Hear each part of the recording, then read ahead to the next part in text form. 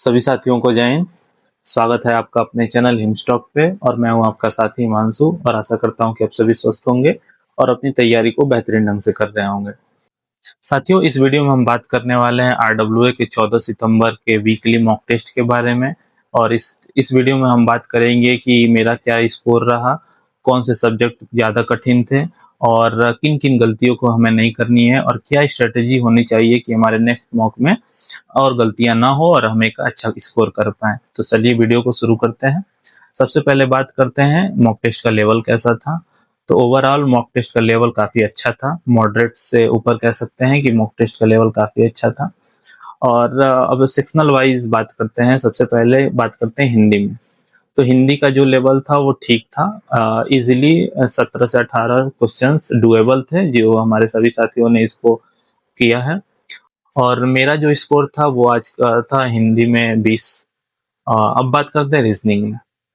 तो रीजनिंग जो हमारी थी वो इजी टू मॉडरेट थी। कम से कम 15 से 16 क्वेश्चन ऐसे थे जो सभी साथी कर सकते हैं।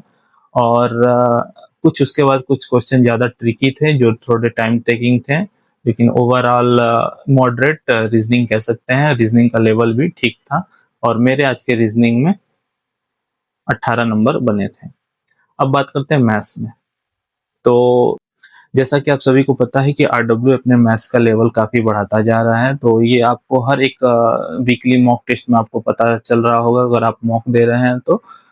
मैथ्स का लेवल हमेशा बढ़ता ही जा रहा है और आज का जो मैथ्स था वो काफ़ी कैलकुलेटिव था। कम से कम इसमें 12 से 15 क्वेश्चन ऐसे थे जो सभी साथी कर सकते हैं, जिनकी भी कॉन्सेप्ट बेसिक कॉन्सेप्ट अच्छी से क्लियर है वो सभी साथी 12 से 15 क्वेश्चंस इजीली कर सकते हैं। थोड़े क्वेश्चन ट्रिकी थे और कैलकुलेटिव थे। तो ओवरऑल कह सकते हैं कि मैथ्स का लेवल काफ़ी अच्छा था। तो और मेरा जो आज का मैथ्स का स्कोर है वो था 17। अब बात करते हैं कंप्यूटर के बारे में। तो कंप्यूटर काफ़ी डिटेलिंग आई थी, यानी कंप्यूटर भी लेवल काफ़ी अच्छा था। कंप्यूटर की डिटेलिंग में हमारे सबसे ज़्यादा क्वेश्चन जो थे वो एमएस ऑफिस से, एमएस वर्ड, एमएस एक्सेल और पावर पॉइंट। और ज़्यादा क्वेश्चन जो हो रहे हैं वो एमएस ऑफिस के बाद हमारे प्रोटोकॉल से हो रहे हैं और काफ़ी डिटेलिंग हो रही है। तो हम कह सकते हैं कि कंप्यूटर एक अच्छा स्कोरिंग सब्जेक्ट है अगर इसे अच्छे से कवर कर लिया जाए तो। लेकिन काफ़ी सारे साथियों का मैथ्स के साथ साथ कंप्यूटर में भी दिक्कतें आ रही हैं। और आज का जो मेरा कंप्यूटर का स्कोर था वो था 19। अब बात करते हैं क्लरिकल एप्टीट्यूड के बारे में। तो क्लरिकल एप्टीट्यूड ओवरऑल इसमें जो भी दिक्कतें आ रही हैं वो है इंग्लिश के वजह से, क्योंकि क्लरिकल एप्टीट्यूड में इंग्लिश का पोर्शन है जिसमें antonym, synonyms, spot the error, spelling mistake, ऐसे कई सारे इंग्लिश के चैप्टर्स हैं तो जिसकी वजह से दिक्कतें आ रही हैं।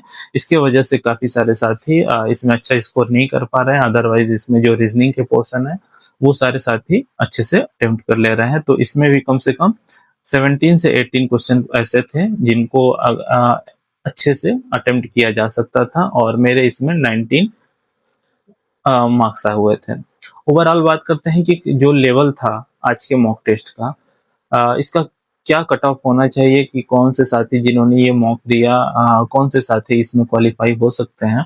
तो जिन भी साथियों के नंबर 78 से 84 या 85 के बीच में थे वो सभी साथी इसके लिए क्वालिफाई हैं, क्योंकि आज का टेस्ट काफ़ी टफ था। तो इसके हिसाब से 78 प्लस सभी साथी इस टेस्ट के लिए इस इस मॉक में क्वालिफाई हैं।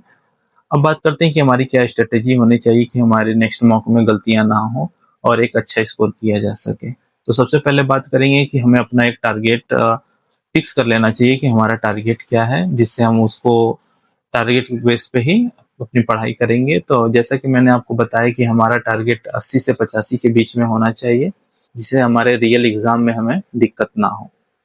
तो सबसे पहले शुरू बात करते हैं कि कुछ चीज़ों को ध्यान में रखते हुए आप अपने मॉक टेस्ट में अपना स्कोर अच्छा कर सकते हैं। जैसे कि आप अपने मॉक देने के बाद उसकी एक अच्छी एनालिसिस ज़रूर करें। कम से कम 2 या 3 घंटे आप अपने मॉक टेस्ट के एनालिसिस में लगाएं, जिसमें आप अपने कमियों पर काम करें कि किन क्वेश्चंस में आपकी ज़्यादा दिक्कतें हुई हैं, कौन से आपके वीक पॉइंट्स हैं उस पर फोकस करें, और किन क्वेश्चंस पर आपने ज़्यादा समय दे दिया था उस पर भी फोकस करें। मैथ्स और कंप्यूटर ऐसे स्कोरिंग सब्जेक्ट हैं जिसमें आप अपना अच्छा स्कोर कर सकते हैं, क्योंकि हिंदी, रीजनिंग और क्लरिकल एप्टीट्यूड में लगभग सारे ही साथी अच्छा स्कोर कर रहे हैं। तो अगर आप उस भीड़ से अलग होना चाहते हैं तो इन 2 सब्जेक्ट्स पे अपनी पकड़ जरूर बनाएं। ओवरऑल मैं ये भी कहना चाहूँगा कि अगर आप इन 5 सब्जेक्ट्स में अगर आपके कोई 4 सब्जेक्ट काफ़ी अच्छे आप स्कोर कर सकते हैं और आपके मैथ्स में अगर कम भी स्कोर हो रहे हैं तो आप एक अच्छा स्कोर मॉक टेस्ट में दे सकते हैं और इसका फ़र्क आपको रियल एग्ज़ाम में भी पड़ेगा। इसके लिए मैंने एक टारगेट सीरीज़ भी शुरू करी है जो 30 दिनों तक चलने वाली है और इस सीरीज़ के 20 दिन कंप्लीट हो चुके हैं। तो आप सभी साथी इस टारगेट से ज़रूर जुड़िए।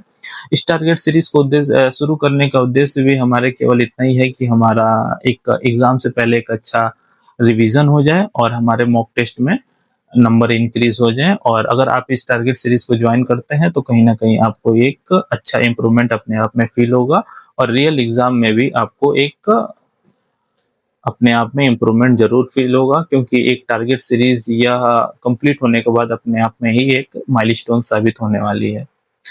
अब बात करते हैं कि आप एनालिसिस कैसे कर सकते हैं।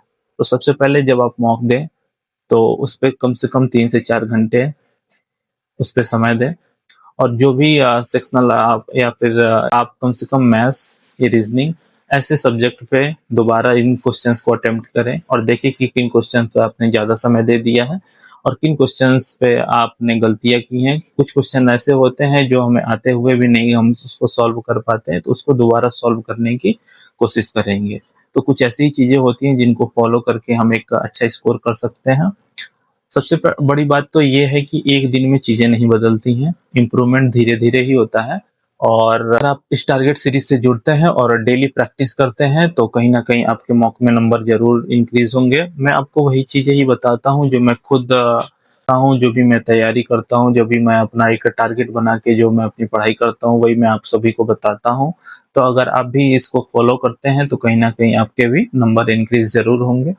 और सारा खेल जो होता है भाई वो एक्यूरेसी का ही होता है। अगर आपकी एक्यूरेसी अच्छी है तो कहीं न कहीं आपको फ़ायदा ही होगा। और मॉक टेस्ट लगाने के लिए मैं इसलिए कहता हूँ क्योंकि मॉक टेस्ट एक ऐसा होता है जो आपको रियल एग्ज़ाम जैसा फ़ील देगा और कहीं न कहीं आपकी कैलकुलेशन स्पीड, एक्यूरेसी सब पे ये कंट्रोल करेगा और एग्ज़ाम में आपको काफ़ी हेल्प मिलेगी।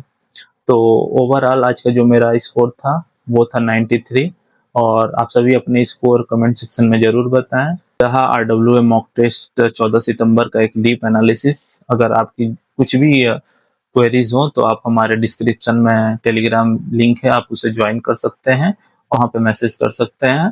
तो अगर आपको वीडियो पसंद आई हो तो वीडियो को लाइक शेयर कमेंट जरूर करिएगा। धन्यवाद।